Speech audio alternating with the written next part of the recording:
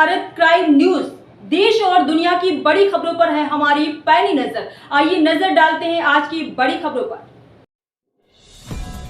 जनपद हापुड़ में देहात थाना क्षेत्र के अंतर्गत ग्राम सूदना में 1 दिसंबर 2024 से श्री भरत दास जी महाराज जी की मुख से श्री भागवत कथा आज तीसरा दिन भी बड़े जोर, हर्ष और उल्लास के साथ जारी रहा।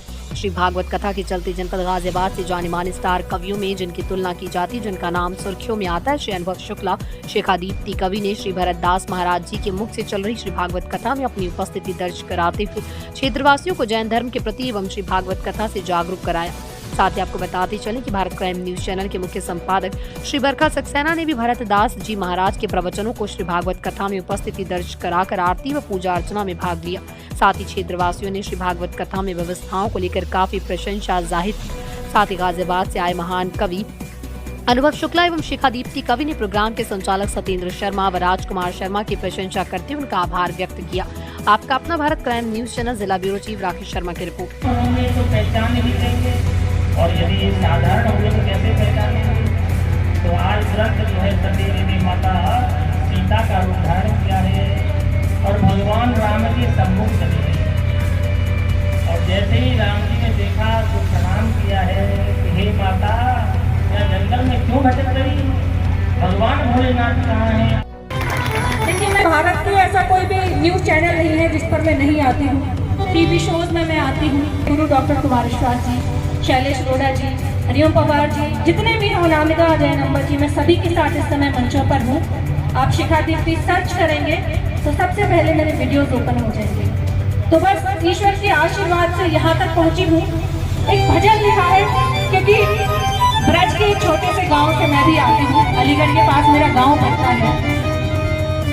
तो मन किया कि भगवान कृष्ण के लिए कुछ लिखूं। कब लिखा था आप साथ दे दीजिएगा। मेरा कोशिश कर रहे हैं इस पर सुनाने की, क्योंकि मंचों पर ये होते नहीं है अक्सर, तो हमें अपनी कविता ऐसे ही सुनानी होती है। ओ राधे मेरा एक काम कर दीजो। पहले आप एक बार धुन समझ लीजिए।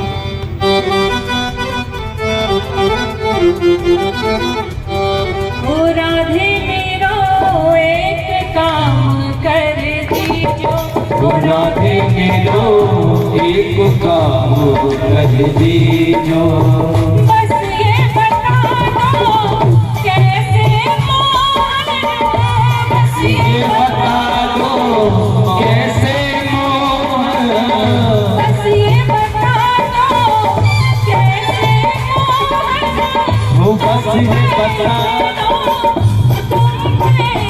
नारी जाओ राधे मेरा किशोरी मेरा एक काम कर दो। ओ राधे दीजो।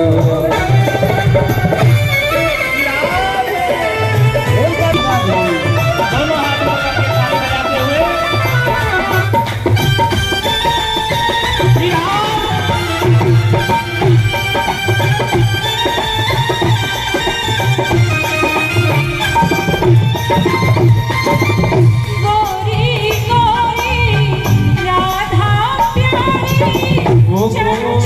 कृष्ण मुरारी। गोरी गोरी राधा प्यारी, चंचल कृष्ण मुरारी। भोरी भोरी राधा प्यारी, चंचल कृष्ण मुरारी। भोरी भोरी राधा प्यारी, चंचल कृष्ण मुरारी। कौन सताता माया खोटा बजाने। मेरा स्वागत करें।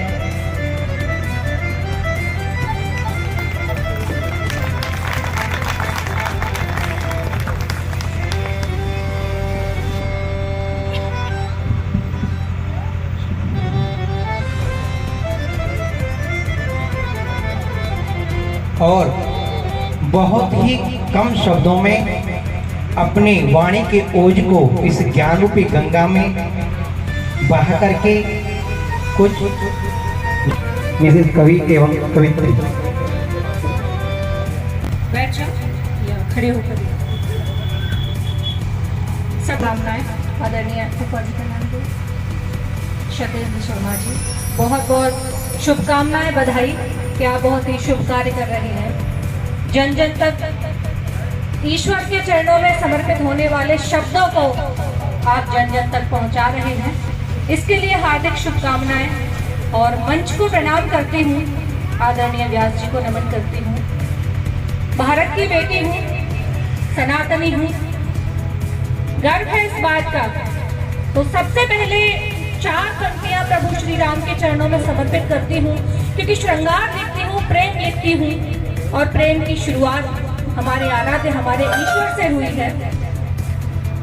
सुने कि कोई पावन सधाम हो जैसे, प्रेम कैसा होना चाहिए कि कोई पावन सधाम हो जैसे,